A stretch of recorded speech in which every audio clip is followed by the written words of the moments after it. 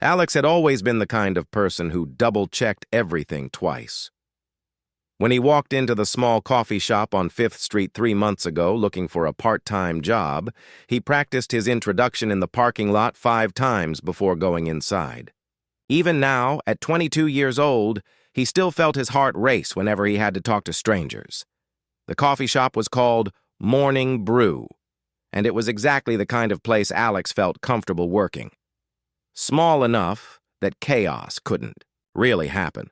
Quiet enough that he wouldn't have to shout over loud music, and familiar enough that after a few weeks, he knew exactly what to expect each day. The owner, Mrs. Chen, was a kind woman in her 60s who never pushed Alex to be more outgoing than he naturally was. She seemed to understand that some people just preferred to work quietly and do their job well.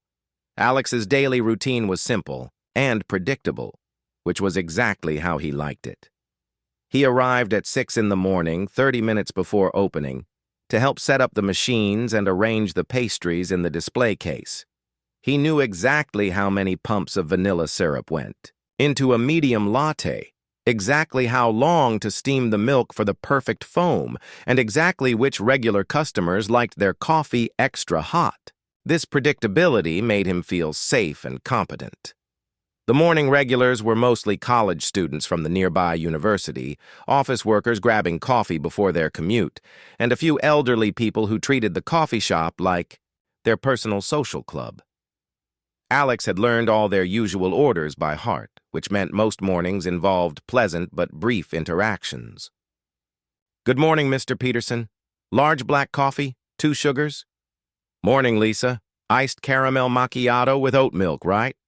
But there was one regular customer who always made Alex feel slightly nervous and excited at the same time. She came in every Tuesday and Thursday around 8:30 in the morning, always wearing different colorful scarves and always with this bright, confident energy that seemed to fill up the entire shop. She had shoulder-length brown hair that she often tucked behind her ears while thinking, and she had this habit of drumming her fingers on the counter while waiting for her order. What made Alex nervous wasn't that she was attractive, though she certainly was. What made him nervous was how she seemed to really see him. Most customers were polite, but distracted, already thinking about their day ahead. But this woman, whose name he learned was Maya from her credit card, always made direct eye contact when she talked to him. She asked him genuine questions about his day, remembered details from their previous conversations, and had this way of making him feel like what he said actually mattered. "How's that history class going?" she'd ask, remembering he'd mentioned taking night classes to finish his degree. Or, "Did you ever finish that book you were reading?" She paid attention in a way that most people didn't, and it made Alex both grateful and self-conscious. Maya had also developed this playful habit of calling him human instead of his name. It started as a joke when Alex had been particularly robotic in his customer service voice one morning, rattling off the daily specials like he was reading from a script. "Relax, human," she'd said with a laugh. "I just want a regular coffee. You don't need to tell me about the seasonal pumpkin muffins unless you're personally excited about them." The nickname stuck, and somehow when Maya said it, it didn't feel mocking. It felt affectionate, like she was gently reminding him to be more himself and less of whatever he thought he was supposed to be. "Morning, human," she'd say when she walked in. "What's the real story today? Not the customer service version." Over the weeks, Alex found himself looking forward to Maya's visits, more than he wanted to admit. She had this way of making ordinary Tuesday and Thursday mornings feel special. When she laughed at something he said, he felt funnier than he'd ever felt in his life. When she asked his opinion about something, he felt smarter and more interesting than he usually did. But Alex never let himself think too much about these feelings. Maya was clearly out of his league in every possible way. She was confident where he was shy, outgoing where he was reserved, and she seemed to live the kind of interesting life that Alex only read about. She mentioned art galleries she'd visited, hiking trails she'd discovered, concerts she'd been to. Alex's life, by comparison, felt very small and very safe. His co-workers at the coffee shop had definitely noticed his reaction to Maya. Jenny, who worked the afternoon shift, often teased him about it. "You get all smiley and nervous when Scarf Girl comes in," she'd say. "When are you going to ask her out?" The idea terrified Alex. "She's just being nice," he'd always respond. "She's friendly to everyone." But deep down, he wondered sometimes if maybe there was something more to their interactions.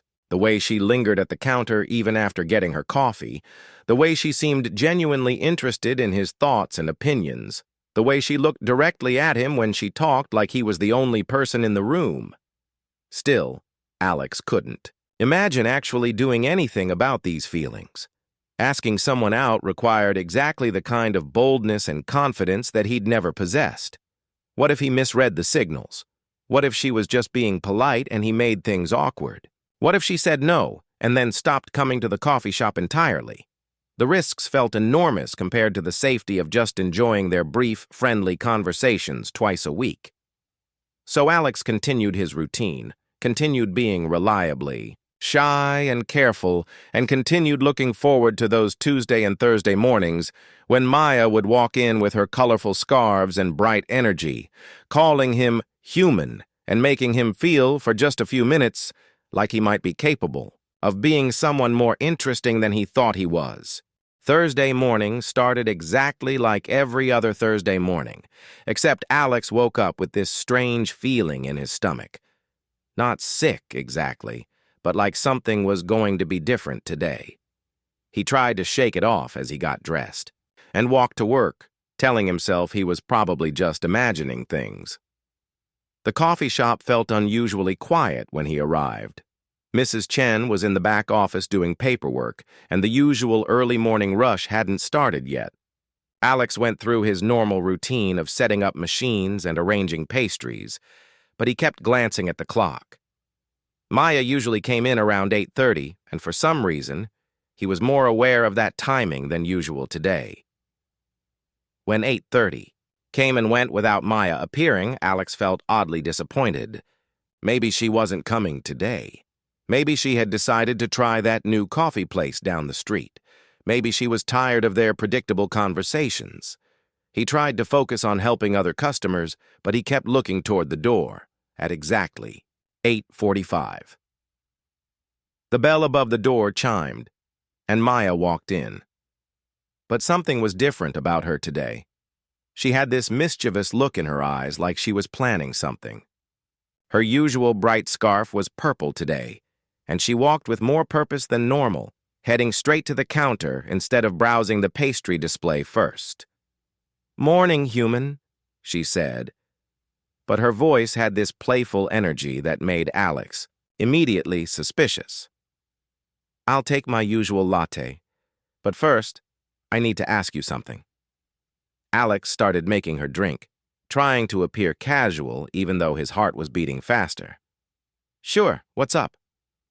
Maya leaned against the counter, watching him work. "I've been coming here for months now, and I've been observing you." She paused dramatically. "You know what I've noticed?"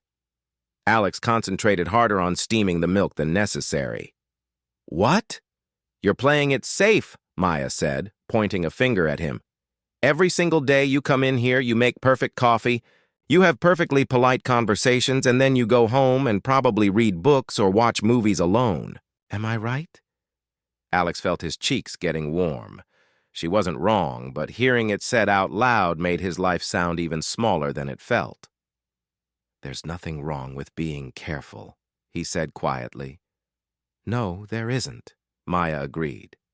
"But there's something wrong with being so careful that you never actually live." She watched him finish her latte. Then instead of taking it and leaving like usual, she stayed put. "When was the last time you did something that scared you? Something that made your heart race?" Alex handed her the cup, trying to think of an answer. "I don't know. I'm not really the type of person who seeks out scary situations." Maya laughed, but not in a mean way. "That's exactly my point. You're 22 years old, human. This is supposed to be the time when you take risks and make mistakes and figure out who you are. Instead, you're acting like you're already settled into some boring routine for the rest of your life? My life isn't boring, Alex protested weakly, though even as he said it, he knew it sounded unconvincing. Really? Maya raised an eyebrow. Tell me the most exciting thing you've done in the past month. Alex opened his mouth to answer, then closed it again. He genuinely couldn't think of anything. His weekends were spent studying, reading, or watching Netflix. His evenings were spent at home or occasionally grabbing dinner with his roommate. Nothing that anyone would describe as exciting. Maya must have seen the realization on his face, because her expression softened a little. Look, I'm not trying to make you feel bad, but I can see that there's more to you than this safe little bubble you've created. You're smart, you're funny when you let yourself be, and you have all these thoughts and opinions that you keep to yourself. It's like you're afraid to let people see who you really are. Maybe this is who I really am, Alex said, but he didn't sound convinced even to himself. No way, Maya shook her head firmly. I've seen glimpses of the real you, like last week, when you told me about that documentary you watched about ocean exploration. Your whole face lit up when you talked about it. Or the time you mentioned playing guitar and then immediately looked embarrassed about it. That's the real you trying to break out. Alex felt exposed, like Maya could see right through all his careful defenses. I do play guitar, he admitted, quietly. But just at home, I'm not good enough to play for anyone else. Says who? Maya demanded. Have you ever tried? Have you ever played for another human being even once? No, but I know I'm not ready. Maybe someday when I'm better. Someday never comes if you keep waiting for someday, Maya interrupted. She pulled out her phone and started scrolling through something. You know what? The universe is giving you a sign right now. She showed him her phone screen. It was a Facebook event page for something called Open Mic Night at the Blue Moon Cafe. The event was for tonight, Thursday, starting at 7 p.m. This place is like 10 minutes from here, Maya said excitedly. It's perfect. Small crowd, friendly atmosphere, lots of beginners. They have a guitar you can borrow if you don't want to bring your own. Alex stared at the phone screen like it was showing him a picture of his own execution. I can't do that. I would freeze up completely. I've never performed in front of people in my entire life. Exactly. Maya's eyes were bright with excitement. That's what makes it perfect. Think about how amazing you'll feel afterward, knowing you did something that terrified you.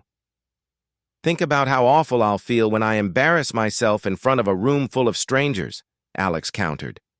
Maya set her phone down on the counter and looked at him seriously. Alex, can I tell you something? I've been watching you for months and you know what I see? I see someone who's going to wake up in 10 years wondering where his 20s went, someone who's going to regret all the chances he didn't take more than any embarrassing moment he might have had. The coffee shop felt very quiet suddenly. Alex could hear the espresso machine humming, the soft jazz music playing overhead, and his own heartbeat in his ears. Maya was looking at him with this expectant expression like she really believed he might say yes to something this crazy. Alex stared at Maya's phone screen for what felt like forever. The words, Open Mic Night, seemed to be glowing brighter with each second he looked at them. His mind was racing through every possible disaster scenario. What if he forgot the lyrics? What if his voice cracked? What if people laughed at him? What if he embarrassed himself so badly that he couldn't show his face in public ever again? I can see your brain working overtime right now, Maya said with a gentle smile. You're thinking of every single thing that could go wrong, aren't you? Alex nodded without looking up from the phone. Pretty much? Okay. Let's try something different, Maya said, leaning closer to the counter. Instead of thinking about what could go wrong, think about what could go right. What if you get up there and discover you're actually good at this? What if you love the feeling of performing? What if this becomes the thing that changes everything for you? But what if it doesn't? Alex asked, finally meeting her eyes. What if I'm just as boring and awkward on stage as I am everywhere else? Maya was quiet for a moment, and Alex thought maybe she was finally realizing that he wasn't the type of person who could do something like this. But then she spoke, and her voice was softer than before. "Alex, can I tell you a secret?" she said. "2 years ago, I was exactly like you. I had this safe little life where nothing bad could happen because I never tried anything new. I worked at a boring office job, went home every night, watched TV, and told myself I was happy." Alex looked at her with surprise. He couldn't imagine Maya being afraid of anything. "One day, my sister dared me to take a painting class," Maya continued. "Just a basic beginner class at the community center. I made every excuse in the book. I told her I wasn't artistic, that I'd waste everyone's time, that I'd probably just embarrass myself. But she kept pushing me, just like I'm pushing you right now. What happened?" Alex found himself asking, genuinely curious. "I was terrible," Maya laughed. "My first painting looked like something a 5-year-old would create during a sugar rush. The instructor had to help me hold the brush correctly. I mixed colors together and created this muddy brown mess that was supposed to be a sunset." "That doesn't sound encouraging," Alex said. "But here's the thing." Maya's eyes lit up. "Even though I was awful, I loved every minute of it. For the first time in years, I was doing something just for the fun of it, not because I was good at it or because it was safe. I was terrible, but I was terrible at something new, and that felt amazing." Alex tried to imagine feeling amazing about being terrible at something. It seemed impossible. "I kept taking classes," Maya went on. "I joined a hiking group even though I'd never hiked before. I signed up for salsa dancing lessons even though I have 2 left feet. I started saying yes to things that scared me. And you know what I discovered?" "What?" "Most of the time, the thing I was scared of wasn't nearly as bad as I thought it would be. And even when it was bad, even when I embarrassed myself, I survived. And surviving something scary made me feel stronger." Alex absorbed this information while mechanically wiping down the counter. A customer came in and ordered a simple black coffee, giving him a moment to think. When the customer left, Maya was still standing there, waiting patiently. "The open mic thing is different," Alex said finally. "Painting class or hiking, that's private. But performing, that's in front of people. People who might judge me. People who don't know you and will never see you again," Maya pointed out. "People who are probably just as nervous as you are if they're at an open mic night. Think about it, Alex. Who goes to these things? Other beginners, friends supporting their nervous friends, and people who remember what it felt like to be scared the first time they performed." Alex felt something shifting inside him, like a door he'd kept, locked for years, was starting to crack open. "I don't even know what I would play," he said, and immediately realized that by saying that, he was almost admitting he was considering it. Maya's face broke into a huge grin. "So you're thinking about it?" "I'm thinking about it," Alex said carefully. "That's progress." Maya clapped her hands together. "What songs do you know? What do you play when you're alone at home?" Alex felt his cheeks getting warm again. "Just simple stuff. Acoustic songs, nothing fancy. I know a few classic rock songs, some folk music, a couple of newer songs I learned from YouTube videos." "Perfect. Pick the one you know best, the one you could play in your sleep. This isn't about showing off or being perfect. It's about doing something brave." The coffee shop door chimed as another customer walked in. But for once, Alex barely noticed. His mind was spinning with the possibility of actually doing this crazy thing. He pictured himself on a small stage holding a guitar, looking out at a room full of strangers. The image terrified him, but underneath the fear, there was something else. Something that felt almost like excitement.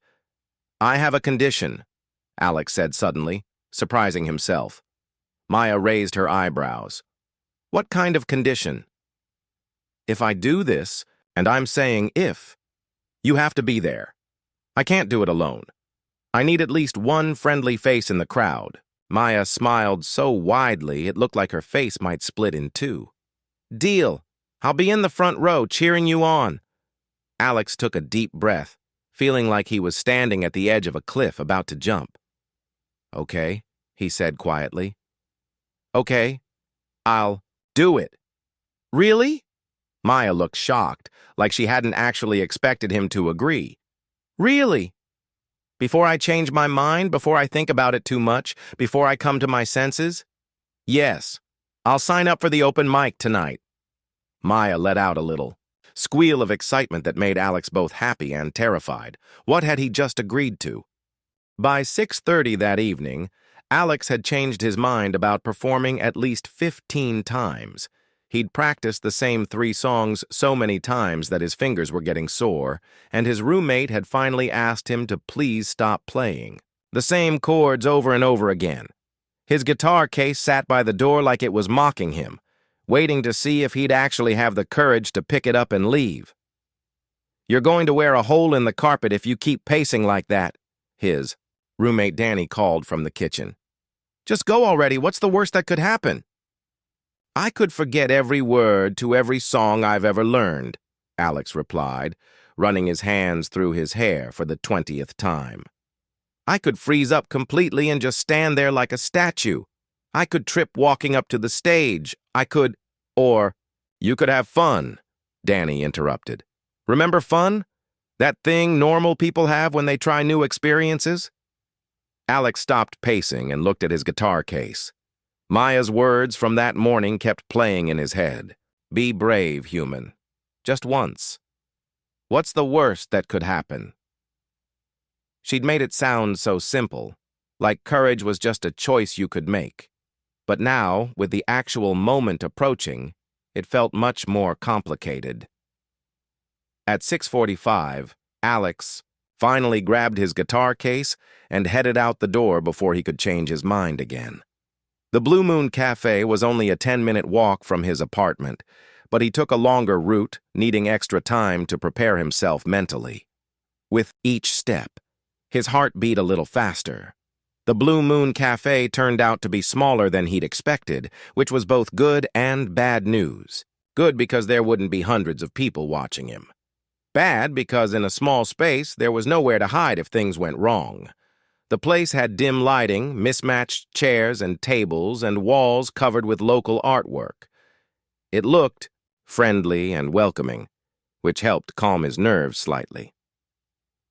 Alex walked up to the small table near the entrance where a woman with purple hair was checking people in for the open mic. "Hi," he said quietly. "I think I'm supposed to sign up?" "Absolutely," the woman said cheerfully. "First time?" "Is it that obvious?" Alex asked. She laughed kindly. "The death grip on the guitar case gave it away. Don't worry, everyone's nervous. Their first time." "What's your name?" "Alex. Alex Thompson." She wrote his name on a list that already had about 8 other names on it. "You'll probably go on around 8:30 or 9, depending on how long the other acts run. There's a guitar and amp up there if you need them, or you can use your own. Just acoustic tonight, no electric instruments." Alex nodded and looked around the room. There were maybe 30 people scattered at various tables, chatting and drinking, coffee or beer. It wasn't as crowded as he'd feared, but it was still 30 people who would be watching him perform. His stomach did another flip.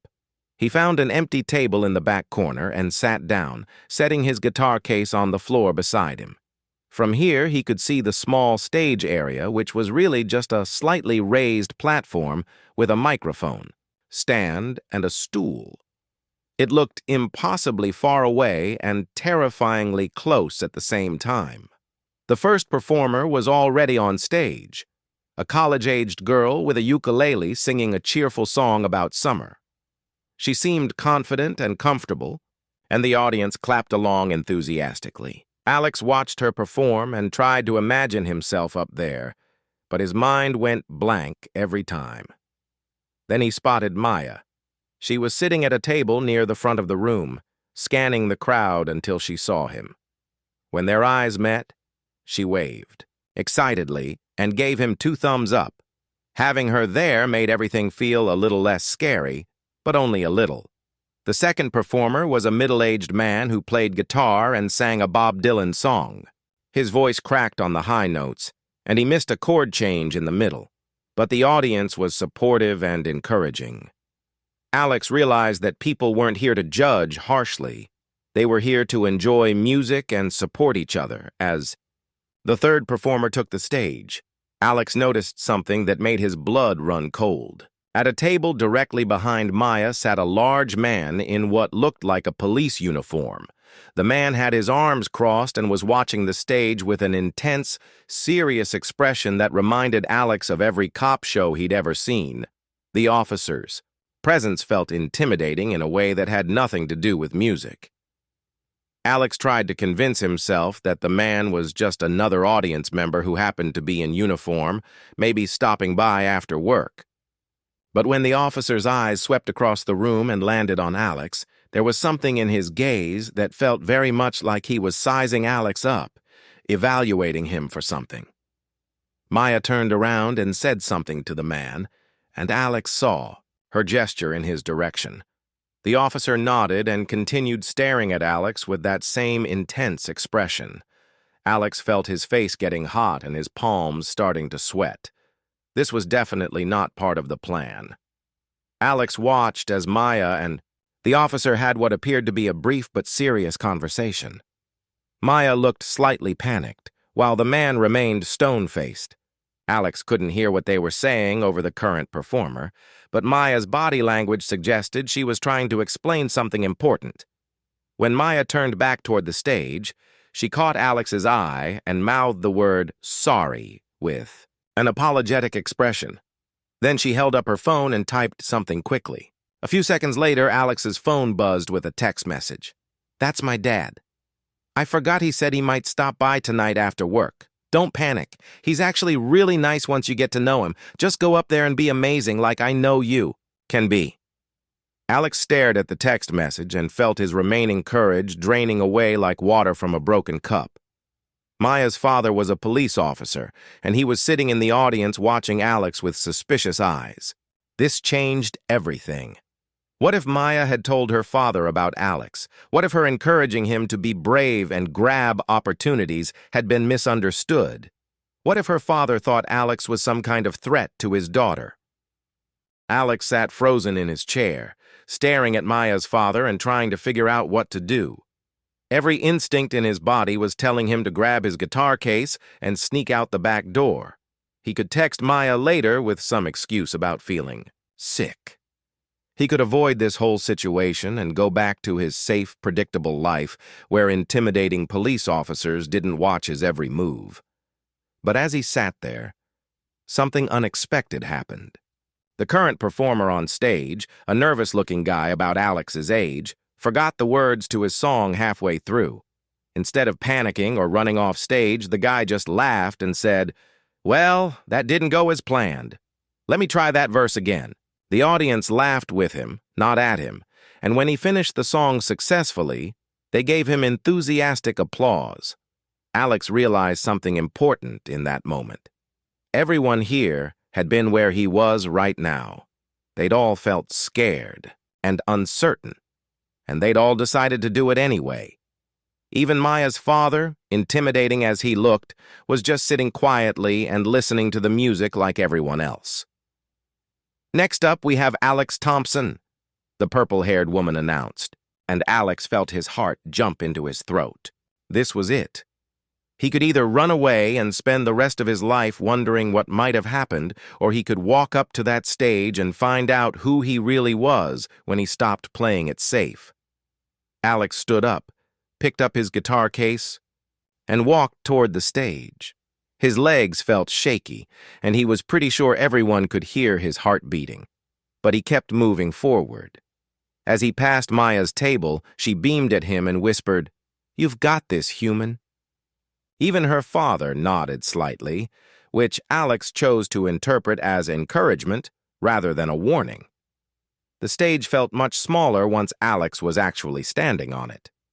He adjusted the microphone stand, sat down on the stool, and opened his guitar case with hands that were only slightly trembling. The room had gotten quieter, but not in a scary way. People were just settling in to listen. "Hi," Alex said into the microphone, and his voice came out steadier than he'd expected. "I'm Alex, and this is my first time doing anything like this, so please be patient with me." A few people in the audience said encouraging things like, "You've got this," and "Take your time," which helped calm his nerves a little.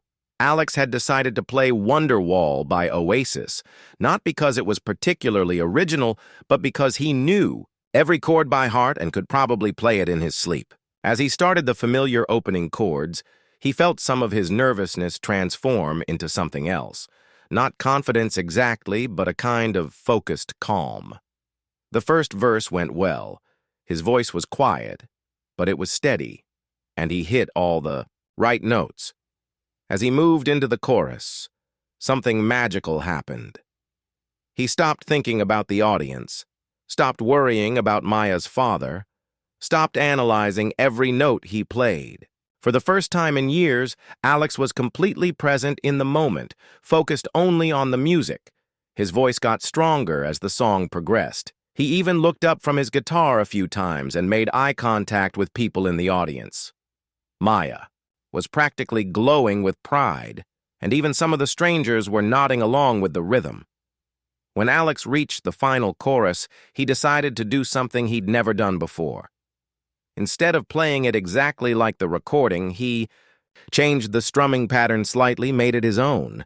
It was a small change, but it felt huge to him. It felt like the difference between copying someone else's life and living his own. The song ended, and for a moment, the room was completely quiet. Alex wondered if he'd messed up somehow, if people were trying to figure out how to politely respond to a terrible performance. But then the applause started, genuine and enthusiastic, and Alex felt something he'd never experienced before. Pride. Not the kind of pride that comes from being better than other people, but the kind that comes from being brave enough to try something that scares you. "Thank you," Alex said into the microphone, and he meant it more than he'd ever meant anything in his life. As he packed up his guitar, people came up to congratulate him. "Great job for your first time," said the woman who'd performed before him. "You've got a nice voice," said an older man who'd been sitting near the back. Even the nervous guy who'd forgotten his lyrics earlier shook Alex's hand and said, "See, it's not as scary as it seems, right?" But the most important moment came when Alex walked back to Maya's table. Her father stood up, extended his hand, and said, "Nice work up there, son. Takes courage to get up in front of people like that." "Thank you, sir," Alex replied, shaking the man's hand and realizing that the intimidating police officer was actually just a protective father who wanted to make sure his daughter was surrounded by good people.